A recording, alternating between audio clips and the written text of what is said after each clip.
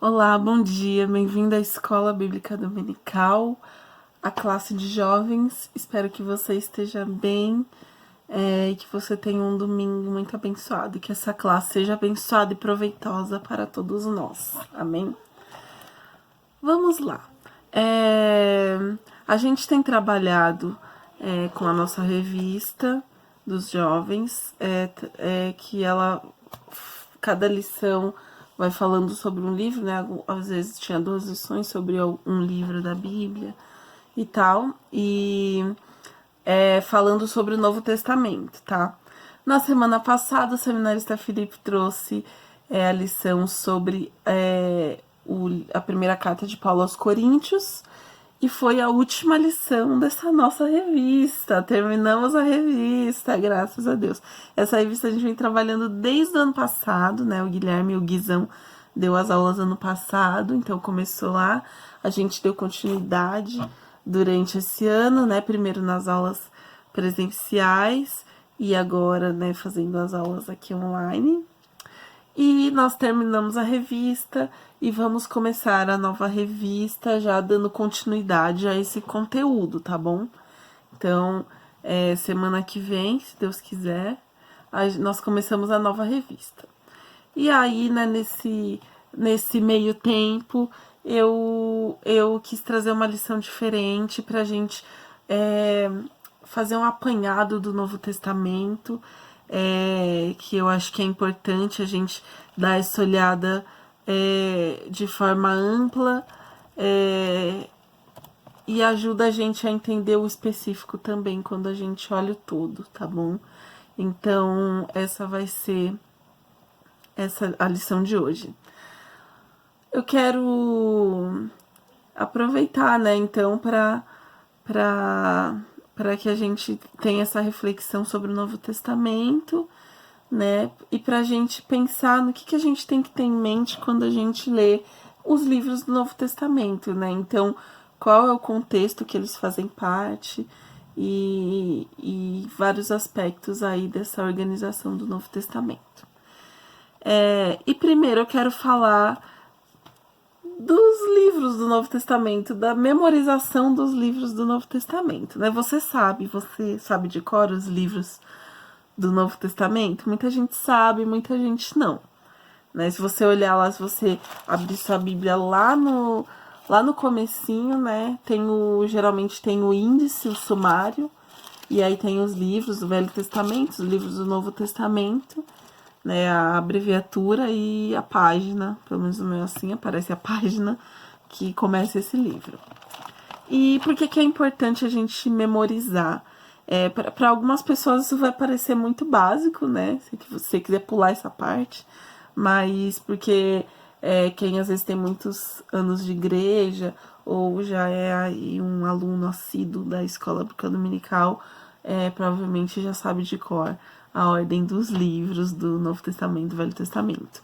Mas é importante a gente memorizar porque, primeiro, facilita a localização, né? Então, quando a gente vai procurar um versículo, alguma coisa do tipo, a gente ter os livros memorizados na mente facilita a localização. E segundo, para a compreensão textual, quando a gente sabe a ordem das coisas, a gente entende como tudo se encaixa, né? Então, essa compreensão do contexto do livro, né? Porque os livros, eles estão organizados na Bíblia de uma maneira lógica e didática, digamos. Então, é importante a gente saber, porque ajuda a gente a compreender essa organização da Bíblia como um todo. Então, eu espero que essa aula ajude nessa compreensão do Novo Testamento e que principalmente seja um incentivo para ler o Novo Testamento, né? Então, claro, a Bíblia inteira a gente deve ler, mas eu espero que isso seja um incentivo. A nossa revista, a gente tem revistas disponíveis, tá? Que já foram adquiridas, então você pode adquirir se você quiser, é só entrar em contato. Então, você pode usar essa revista que a gente vinha trabalhando. Ela é também muito boa para para estudo pessoal mesmo, para você estudar em casa, esclarece muita coisa. Então você pode adquirir, ela pode te ajudar a ler o Novo Testamento, né? Mas eu também, aí se você não souber por onde começar, eu vou deixar um plano de leitura do Novo Testamento, tá bom? Se você estiver disposto a aceitar esse desafio de iniciar a leitura do Novo Testamento. E existem várias maneiras de memorizar os livros da Bíblia, tá? Então cada um tem o seu jeito. Muitas pessoas, como eu, memorizaram por meio de música, né? Então, e existem várias, já ouvi pessoas cantando músicas diferentes aí para memorizar, mas eu aprendi com a minha mãe uma música que é um rap do Velho Testamento e do Novo Testamento, tá? Então, e me ajudou muito a memorizar os livros. Até hoje eu canto ele na minha cabeça quando eu quero achar algum livro. Então, eu não vou cantar aqui porque eu tenho vergonha, tá bom? Mateus, Marcos, Lucas, João, Atos, Romanos, Coríntios, Gálatas, Efésios, Filipenses, Colossenses, Tessalonicenses, Timóteo, Tito, Filemão, Hebreus e Tiago, Pedro, João, Judas e Apocalipse de João.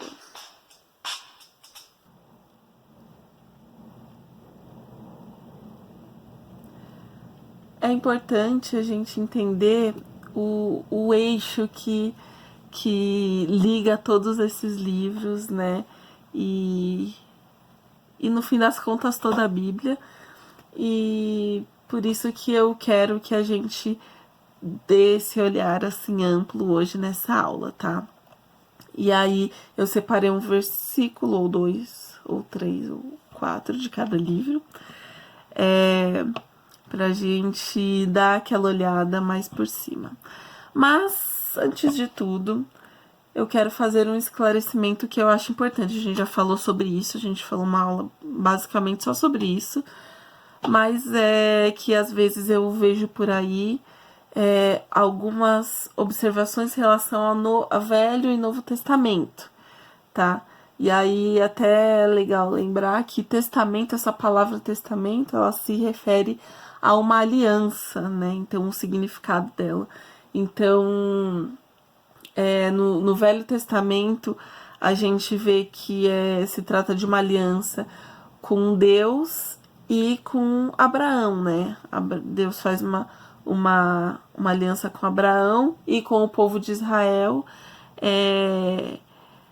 E no Novo Testamento, essa aliança se expande para todo aquele que crê em Cristo como seu Senhor, tá bom? E como Salvador.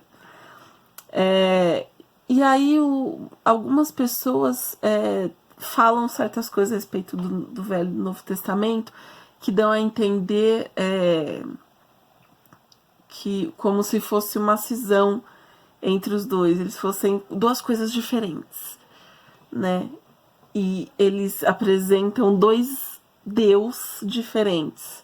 Parece que o Deus do Velho Testamento é diferente do Deus do Novo Testamento.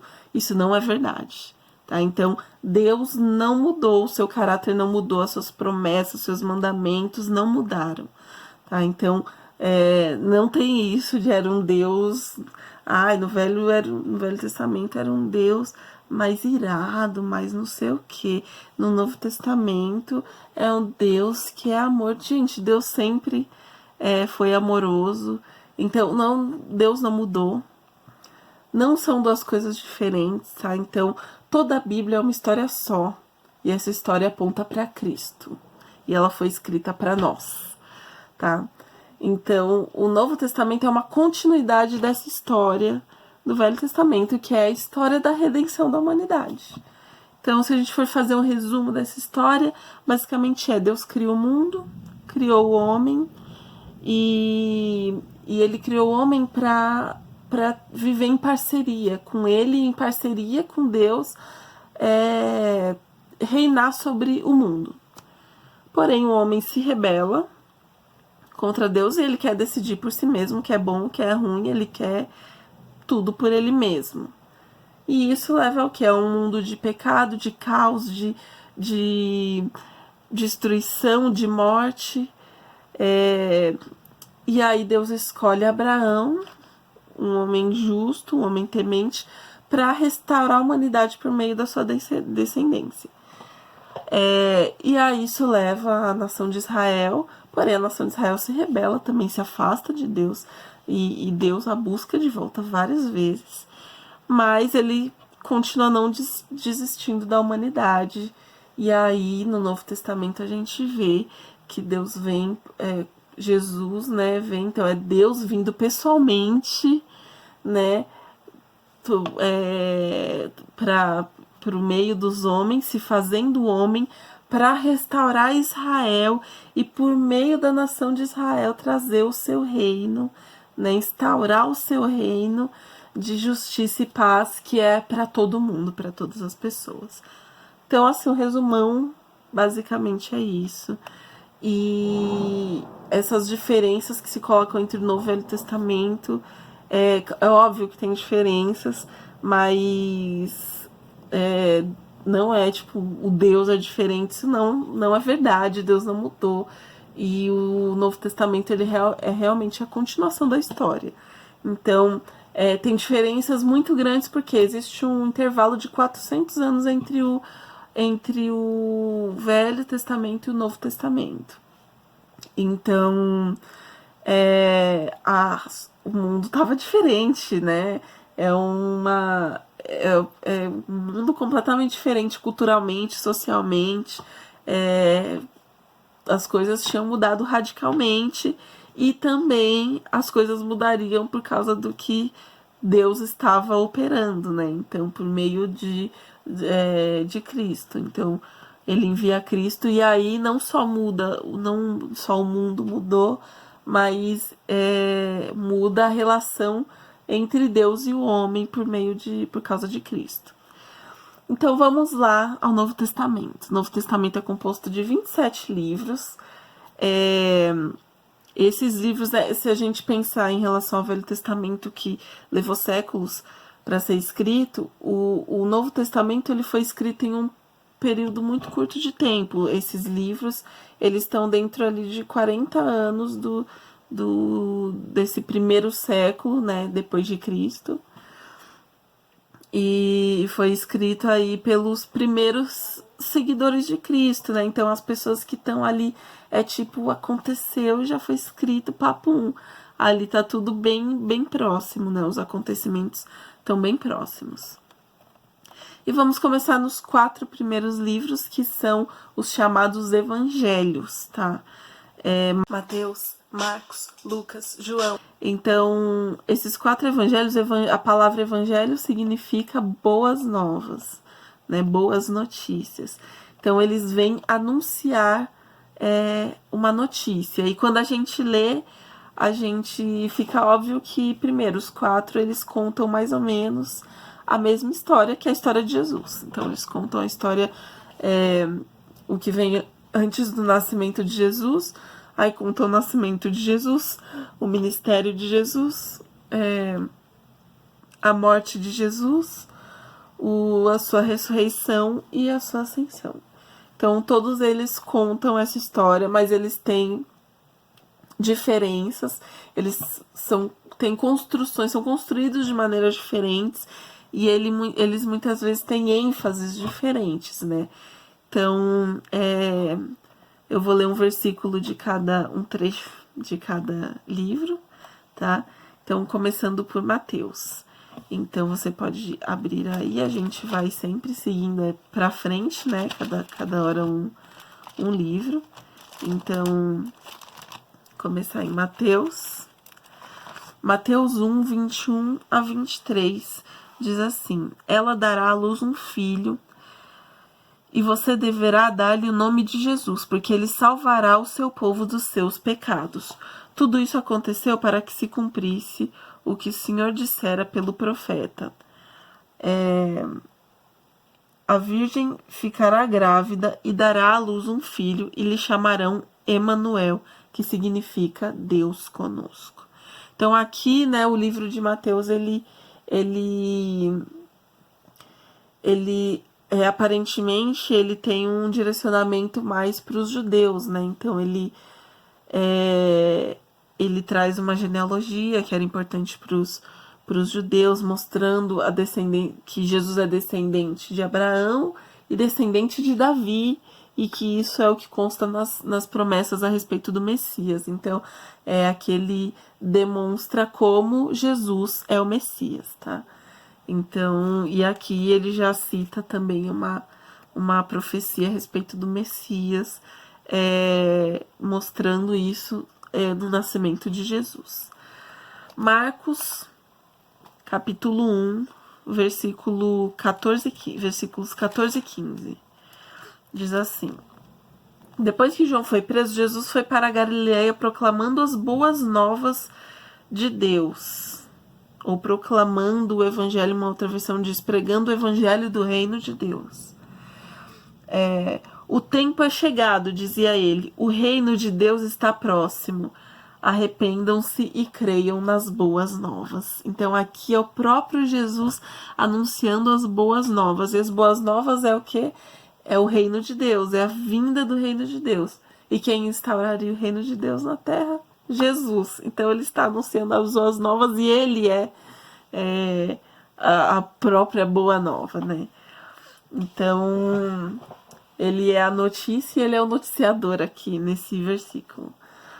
Mas, desculpa. Seguindo em frente, Lucas 4, 17 a 19.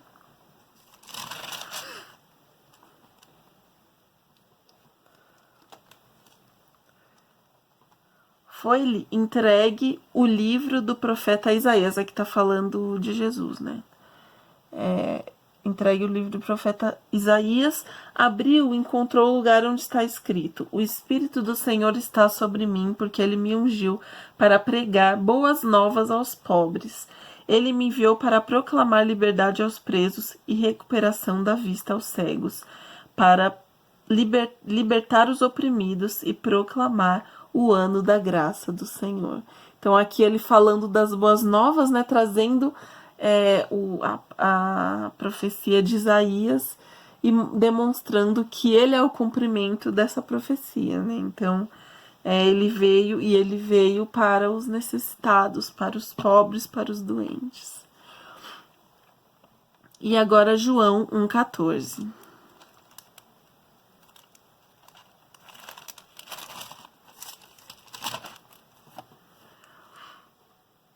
Aquele que é a palavra tornou-se carne e viveu entre nós. Vimos a sua glória, glória como do unigênito vindo do Pai, cheio de graça e de verdade. Então a gente vê aqui Jesus, no comecinho de João, né, Jesus é anunciado, Jesus é mostrado, ele é colocado na cena da criação, né? Então, mostrando que ele é o Deus da criação, ele é o Deus de Israel, e que ele se fez homem e agora e se colocou entre os homens, né? Então aqui, e mostrando que ele é da mesma natureza do Pai, né? Então, nos evangelhos a gente vê essa expressão, né, mostrando que Jesus é Deus, Jesus é o próprio Deus que se faz homem e habita aí entre os homens. Então a gente vê que o evangelho, essas boas novas são as boas novas do reino de Deus sendo instaurado entre os homens, né? E esse projeto do reino de Deus, desse reino de Deus entre os homens, ele aparece lá quando Deus fala com Abraão, né? Deus faz aliança com Abraão e diz que Abraão foi escolhido para, por meio dele, da descendência dele, todas as famílias da terra, todos os povos da terra fossem abençoados. Então, a gente vê como esse projeto já existia e agora está sendo instaurado por meio de Jesus, quando Jesus vem ao mundo. E o que é? Porque não basta conhecer a notícia, não basta ouvir falar da notícia, a gente tem que viver essa notícia. E o que é viver o evangelho, né? É a gente viver o reino de Deus. É a gente viver nesse mundo, mas sabendo que o Senhor absoluto sobre tudo é Jesus, né? As autoridades, as maiores autoridades da terra, não são as maiores autoridades, que a maior autoridade é Jesus. E Ele é a maior autoridade sobre as nossas vidas, né? Então, viver o evangelho é viver nesse mundo, mas viver o reino de Deus. E esse é um reino com valores completamente diferentes, né? É um reino que é firmado no amor, e Jesus é quem reina, e é um reino onde o maior é o menor, né? Onde o maior líder, na verdade, é o que for o maior servo. Então, são valores completamente diferentes dos desse mundo. E aí, depois dos evangelhos, a gente vem um livro histórico, é o único livro histórico do Novo Testamento, que é o livro de Atos, né? Que é o único livro que é uma narrativa histórica. E aí, que a gente chama muitas vezes de Atos dos Apóstolos, tá? E aqui a gente vê, né, depois que Jesus subiu ao céu, né, depois da sua ressurreição, ele envia o Espírito Santo, né? E aí os seus discípulos recebem o Espírito Santo. Então, nesse livro a gente vê o Espírito Santo e o seu trabalho no interior do homem, e também essa nova humanidade, esse reino invisível, né? Mas na verdade muito visível, e como ele impacta o mundo, como ele impacta as comunidades, como ele impacta as pessoas. Então esse reino de Deus começa a se espalhar, né? Novas vidas sendo alcançadas, e todas as pessoas, independente das diferenças, né? Então aqui já muda um paradigma, que ele veio dos judeus, né? Do meio dos judeus, para os judeus, que foi esse povo escolhido, mas a partir daí ele é para todos, né? Esse reino é para todos. Então todos, independente da diferença, independente da origem, independente da cor, todos são chamados a fazer parte dessa família. Então vamos ler Atos, capítulo 2, versículo 38. Pedro respondeu: arrependam-se e cada um de vocês seja batizado em nome de Jesus Cristo para perdão dos seus pecados, e receberão o dom do Espírito Santo. Então, aqui é Pedro anunciando essas boas novas, né? Então, a gente lembrar que teve os 4 evangelhos, e a partir daí são esses evangelhos, né, essas boas novas sendo proclamadas, né? Para toda criatura, para todos os homens. Vamos lá. Agora, depois de Atos, vem as cartas, ou as epístolas, tá? E aí, 13 delas, a maior parte delas foram escritas por Paulo, tá? E ele né, foi um autor muito, né, com muita abundância de conteúdo e de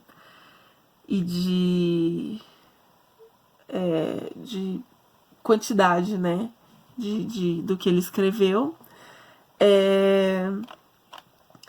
E aí a gente vai dar uma olhada aí nessas cartas.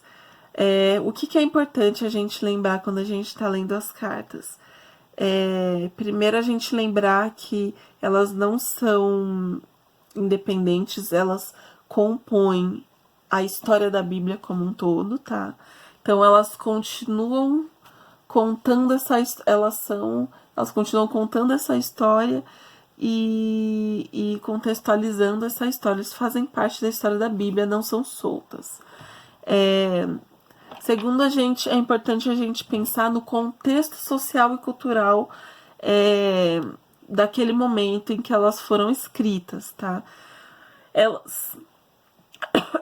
Desculpa. Dentro das cartas a gente vai ver muitas questões práticas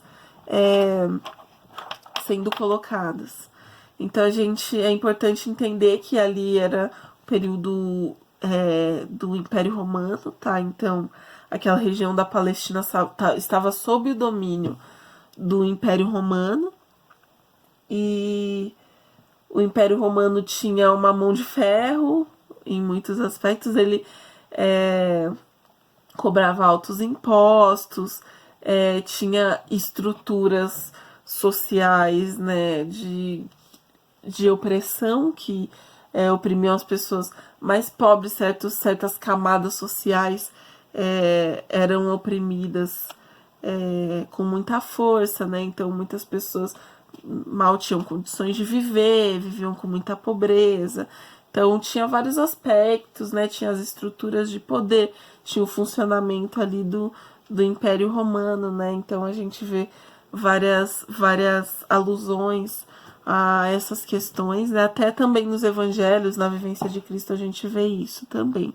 E é importante a gente levar isso em conta quando a gente lê as epístolas, né? E tem várias, elas falam também de questões práticas, né, do dia a dia e tal, da convivência, das igrejas e tal. E é importante a gente lembrar que está dentro desse contexto social e cultural, tá bom? E terceira coisa, é importante a gente lembrar que perceber as situações que levaram essas cartas a serem escritas. Então, a gente vai ver que tem algumas cartas, tem cartas que Paulo, por exemplo, escreveu para atender a questionamentos que algumas pessoas tinham de alguma igreja. Então ele vem, traz questões práticas, tira dúvidas, teológicas que as pessoas tinham, coisas que muitas vezes viravam discussão no meio dos cristãos. Então existem essas questões também que a gente deve levar em conta quando está lendo essas cartas, tá bom? As cartas, elas têm aspectos teológicos muito importantes, elas têm uma importância muito grande para a compreensão do evangelho e para a aplicação do evangelho na vida. Então, elas muitas vezes fazem aquele link. A gente vai ver alguns versículos que a gente vai ler. Eu vou ler alguns versículos de cada carta. Eu não vou explicar muito porque é muita coisa, né? Mas eu já vou dar uma adiantada em algumas coisas que aparecem, tá? Então, fazem links entre o Velho e o Novo Testamento, trazendo aqueles paralelos por exemplo, da escravidão no Egito, o exílio na Babilônia, como símbolo da perdição, do pecado, da velha humanidade, e aí a libertação, a terra prometida, o novo lar, como a renovação da criação e essa nova humanidade, essa nova vida no reino de Deus. E aí a gente consegue, elas fazem uma coisa que é fazer a gente compreender a nossa história como parte dessa história incrível, milenária, épica da Bíblia, né? Então a nossa história é uma continuação dessa história e nós somos herdeiros dessa história. E nessas cartas a gente vê também como esses valores do reino de Deus, se manifestam nos salvos, né, naqueles que creram em Cristo, nos cristãos e nas comunidades cristãs. Então, como esses valores do reino se traduzem no dia a dia das comunidades, no nosso dia a dia, na maneira como nós lidamos com o mundo, com as coisas, com a nossa vida e tal. Então, elas têm uma importância muito grande, elas têm uma riqueza gigantesca. Então, vamos começar pelas epístolas paulinas, as cartas de Paulo, tá? E eu vou ler um versículo de cada uma. A ideia de ler esses versículos é para você ter uma pitadinha, ter um gostinho das cartas. E a gente vê que todas elas têm um valor, todas elas trazem coisas muito importantes pra gente. Então eu vou ler um pouquinho de cada. Romanos, capítulo 3, 21 a 24, diz assim: Mas agora se manifestou uma justiça que provém de Deus, independente da lei, da qual testemunham a lei e os profetas. Justiça de Deus mediante a fé em Jesus para todos os que creem. Não há distinção, pois todos pecaram e estão destituídos da glória de Deus, sendo justificados gratuitamente por sua graça, por meio da redenção que há em Cristo Jesus. 1 Coríntios 12, versículos 12 e 13. Ora, assim como o corpo é uma unidade, embora tenha muitos membros e todos os membros, mesmo sendo muitos, formam um só corpo, assim também com respeito a Cristo. Pois em um só corpo todos nós fomos batizados em um único Espírito, quer judeus, quer gregos, quer escravos, quer livres, e a todos nós foi dado beber de um único Espírito. 2 Coríntios 3:3. Vocês demonstram que são uma carta de Cristo, resultado do nosso ministério, escrita não com tinta, mas com o Espírito do Deus vivo, não em tábuas de pedra, mas em tábuas de corações humanos. Gálatas 4:4-7. Mas, quando chegou a plenitude do tempo, Deus enviou seu Filho, nascido de mulher, nascido debaixo da lei, a fim de redimir os que estão sob a lei, para que recebêssemos a adoção de filhos. E porque vocês são filhos, Deus enviou o Espírito de seu Filho aos seus corações, o qual clama, Abba, Pai. Assim, você já não é mais escravo, mas filho. E, por ser filho, Deus também o tornou herdeiro. Efésios 2:19-22. Portanto, vocês já não são estrangeiros nem forasteiros, mas concidadãos dos santos e membros da família de Deus, edificados sobre o fundamento dos apóstolos e dos profetas, tendo Jesus Cristo como pedra angular, no qual todo edifício é ajustado e cresce para tornar-se um santuário santo no Senhor. Nele vocês também estão juntamente edificados para se tornarem morada de Deus por seu Espírito. Filipenses 2:12-13. Assim, meus amados, como vocês sempre obedeceram, não apenas em minha presença, porém muito mais agora na minha ausência, ponham em ação a salvação de vocês, com temor e tremor, pois é Deus quem efetua em vocês tanto o querer quanto o realizar de acordo com a boa vontade dele. Colossenses 3:12-14. Portanto, como povo escolhido de Deus, santo e amado, revistam-se de profunda compaixão, bondade, humildade, mansidão e paciência. Suportem-se uns aos outros e perdoem as queixas que tiverem uns contra os outros. Perdoem como o Senhor lhes perdoou. Acima de tudo, porém, revistam-se do amor, que é o elo perfeito. 1 Tessalonicenses 3:12 e 13. Que o Senhor faça crescer e transbordar o amor que vocês têm uns para com os outros e para com todos, a exemplo do nosso amor por vocês. Que Ele fortaleça os seus corações para serem irrepreensíveis em santidade diante de nosso Deus e Pai na vinda de nosso Senhor Jesus com todos os seus santos. 2 Tessalonicenses 2:15-17. Portanto, irmãos, permaneçam firmes e apeguem-se às tradições que lhes foram ensinadas, quer de viva voz, quer por carta nossa. Que o próprio Senhor Jesus Cristo e Deus, nosso Pai, que nos amou e nos deu eterna consolação e boa esperança pela graça, dê ânimo aos seus corações e os fortaleça para fazerem sempre o bem, tanto em atos como em palavras. 1 Timóteo 1:15-16. Essa afirmação é fiel e digna de toda aceitação. Cristo Jesus veio ao mundo para salvar os pecadores, dos quais eu sou o pior. Mas, por isso mesmo, alcancei misericórdia, para que em mim, o pior dos pecadores, Cristo Jesus demonstrasse toda a grandeza da sua paciência, usando-me como um exemplo para aqueles que nele haveriam de crer para a vida eterna. 2 Timóteo, toda a escritura, 2 Timóteo 3, 16, 17. Toda a escritura é inspirada por Deus e útil para o ensino, para a repreensão, para a correção e para a instrução na justiça, para que o homem de Deus seja apto e plenamente preparado para toda boa obra. Tito 2, versículos 11 a 13. Porque a graça de Deus se manifestou salvadora a todos os homens.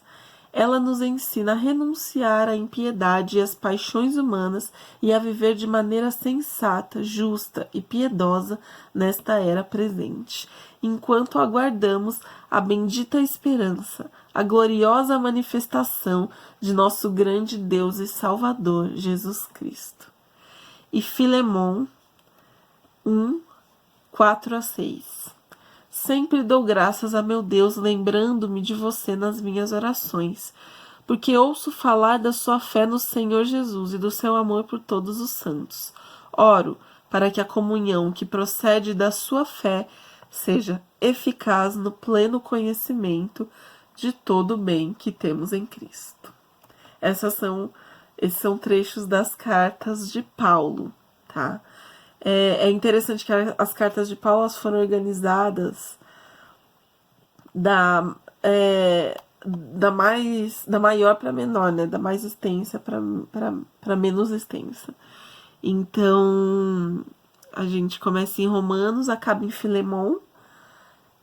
As primeiras cartas, né? Romanos, a 1 Coríntios, 2 Coríntios, Gálatas, Efésios, Filipenses, Colossenses, 1 Tessalonicenses, 2 Tessalonicenses, Timóteo, 1 Timóteo, 2 Timóteo, não, desculpa, até 2 Tessalonicenses, né? Se você olhar pelo título, elas são endereçadas a igrejas, né?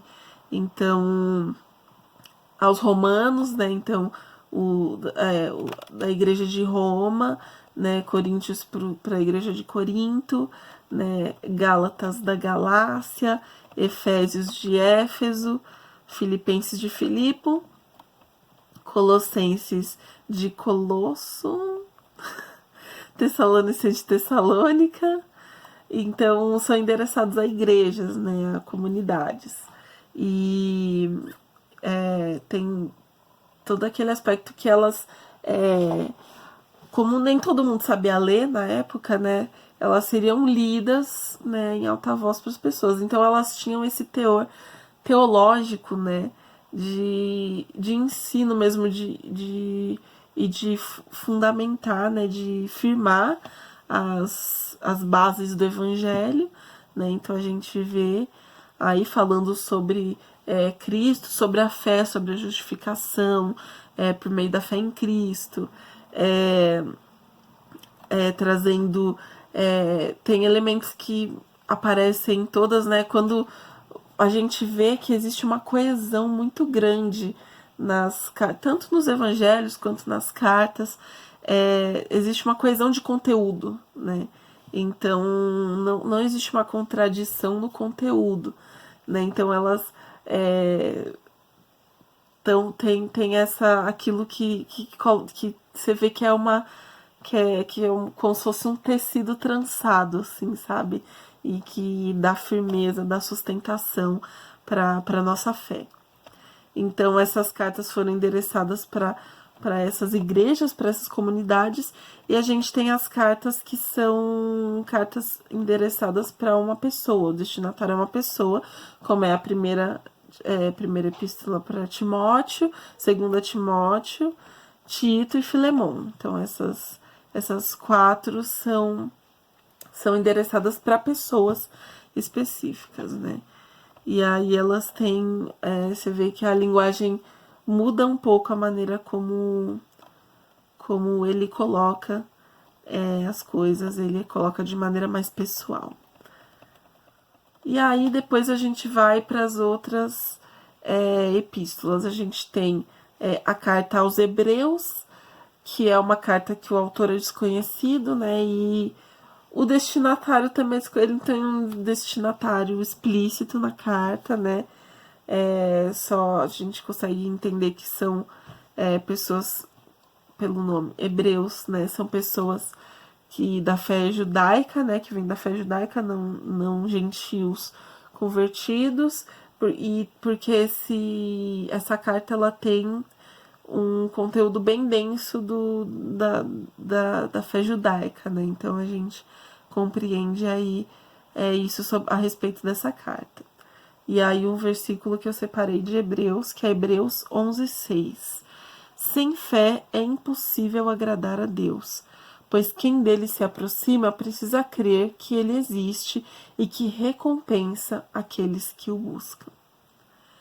E depois de Hebreus a gente vem outras epístolas, tem o nome de epístolas universais, são escritas, o nome delas, né, o nome que foi dado a elas é o nome do autor. Mas elas não têm. Algumas têm um destinatário específico, né? Mas a maioria não tem um destinatário específico, né? Então, por isso que são chamados de universais. Tá? Então, primeiro, Tiago. Tem dois que escreveram essas epístolas são irmãos de Jesus, viu? De Tiago, escadinha. Então, primeiro Tiago, primeiro não, né? Só tem uma carta de Tiago, desculpa. O primeiro que eu vou ler é Tiago, capítulo 4, versículos do 7 ao 10.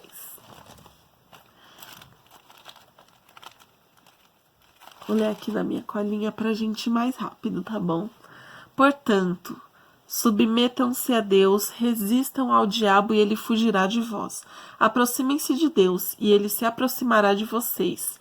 Pecadores, limpem as mãos, e vocês que têm a mente dividida, purifiquem o coração. Entristeçam-se, lamentem e chorem. Troquem o riso por lamento e a alegria por tristeza. Humilhem-se diante do Senhor, e ele os exaltará. Agora aqui, 1 Pedro, que é do apóstolo Pedro, que era Simão, né? Simão Pedro. Então, 1 Pedro,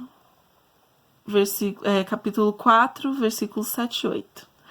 O fim de todas as coisas está próximo, portanto, sejam criteriosos e sóbrios, dediquem-se à oração. Sobretudo, amem-se sinceramente uns aos outros, porque o amor perdoa muitíssimos pecados. 2 Pedro, capítulo 1, versículos 5 a 8.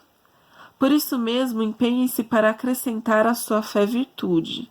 A virtude, o conhecimento. Ao conhecimento, o domínio próprio. Ao domínio próprio, a perseverança a piedade, a piedade, a fraternidade, e a fraternidade, o amor. Porque se essas qualidades existirem e estiverem crescendo em suas vidas, elas impedirão que vocês, no pleno conhecimento de nosso Senhor Jesus Cristo, sejam inoperantes e improdutivos. Agora, 1 João. Esta é a mensagem que dele ouvimos e transmitimos a vocês.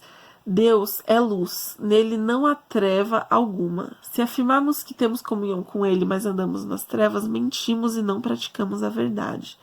Se, porém, andamos na luz, como ele está na luz, temos comunhão uns com os outros, e o sangue de Jesus, seu Filho, nos purifica de todo pecado. 2 João 1, 9. Todo aquele que não permanece no ensino de Cristo, mas vai além dele, não tem Deus.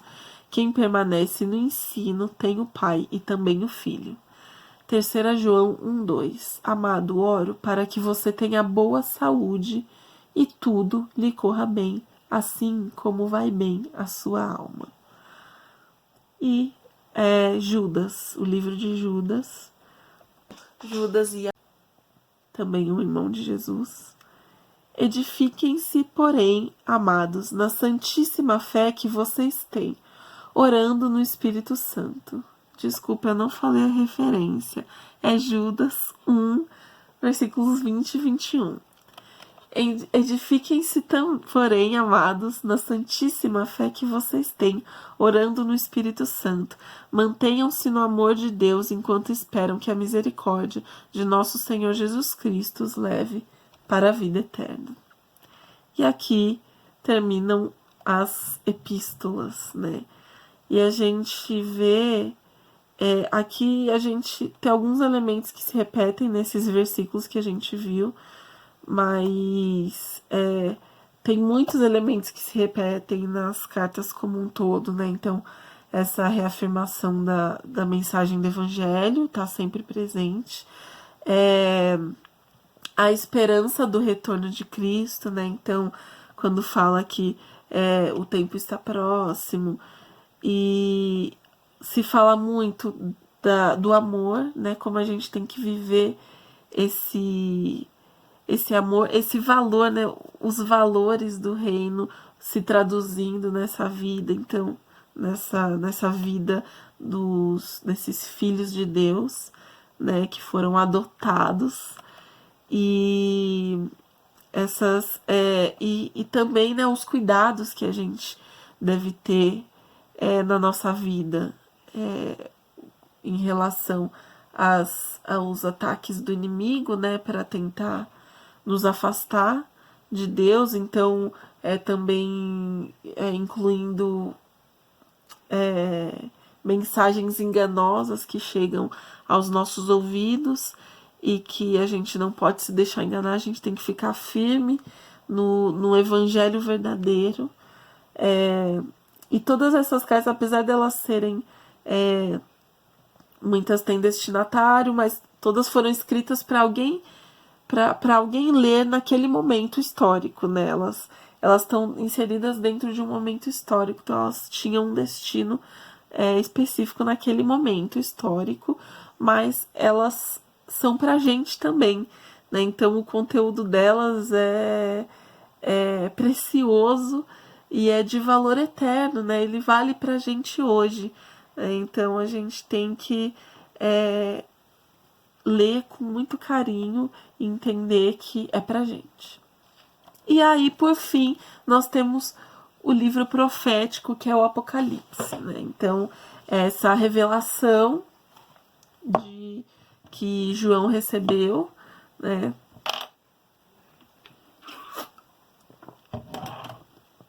durante seu exílio na ilha de Patmos. E o Apocalipse é esse livro que ele também é uma carta, ele é apresentado como uma carta para as igrejas, né? Então tem aquelas 7 igrejas que são apresentadas, mas ele tem esse caráter extremamente profético, né? Então ele tem aquela mensagem que era para aquele momento histórico e tem esse caráter profético com um simbolismo muito forte, muito poderoso. E o Apocalipse ele traz aquela conclusão que amarra toda a história, né? Então ele foi colocado no fim, ele é aquela revelação do fim mesmo, de o que vai acontecer, mas ele traz os elementos que tem elementos que vêm lá do Gênesis, vem de toda a Bíblia, né? Então tem a árvore no jardim, a árvore da vida, o cordeiro, então, que aparece nas profecias do Antigo Testamento, que se cumpre em Jesus. A gente vê é como se ele vem e amarra toda a história, né? Então, o livro de Apocalipse, ele tem todo esse simbolismo, né? Que muitas vezes é difícil, de difícil compreensão, mas ele vem mostrar a conclusão mesmo das coisas, né? Então, o que virá no final da história, né? Que na verdade o final dessa história que tá escrito na Bíblia é o começo de uma nova história, né? Mas que ainda não foi escrita. Mas o fim, né, é o cumprimento da intenção inicial de Deus. Então, aquilo que a gente tinha lá no começo da história, quando Deus cria o homem, né, cria a humanidade, que era para viver nessa harmonia, né, para viver essa relação de intimidade, de proximidade, para reinar nessa parceria, né, o homem e Deus reinar sobre o mundo. A conclusão do livro é o começo, né? É o que era para sempre ter sido, mas não foi por causa da rebeldia do homem. Então, o fim é o cumprimento da intenção e do desejo inicial de Deus. E aí eu vou ler aqui no Apocalipse eu separei três trechos, né? São 4 versículos para a gente ler. Então, primeiro no capítulo 5, versículos 11 e 12, diz assim: Então olhei e ouvi a voz de muitos anjos, milhares de milhares e milhões de milhões. Eles rodeavam o trono, bem como os seres viventes e os anciãos, e cantavam em alta voz: Digno é o Cordeiro que foi morto, de receber poder, riqueza, sabedoria, força, honra, glória e louvor. Agora no capítulo 22, eu vou ler o versículo 17 e o versículo 20. Diz assim: O Espírito e a noiva dizem: Vem. E todo aquele que ouvir, diga: Vem. Quem tiver sede, venha. E quem quiser, beba de graça da água da vida. Aquele que dá testemunho dessas coisas diz: Sim, venho em breve. Então, a gente encerra esse Novo Testamento com essa palavra, né? Ele vem em breve.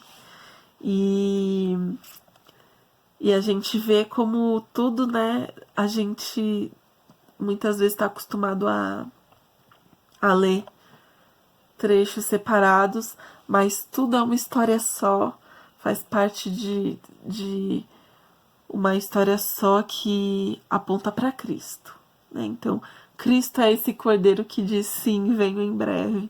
Então, ele veio já, ele cumpriu a sua obra e quando nós cremos nele, nós podemos viver essa vida maravilhosa aqui, que é viver o reino de Deus aqui na terra. E aí ele vem para nos buscar, né? E nós poderemos vê-lo e adorá-lo face a face. Então, que a gente tenha aí essas coisas em mente. Espero que tenha acrescentado para você e que o seu coração esteja fervendo para conhecer mais dessa palavra. E semana que vem nós continuamos estudando aí livro a livro, tá? E eu falei vários versículos, aí você pode ser uma oportunidade, se algum assim tocou em você e falou: eu vou decorar esse versículo, eu vou continuar falando ele. Então, siga firme aí nesse propósito. E é isso aí. Muito obrigada por esse tempo, por essa aula que você esteve aqui, tá bom? Espero que Deus te abençoe e abençoe o seu domingo. Então, Deus te abençoe e tchau.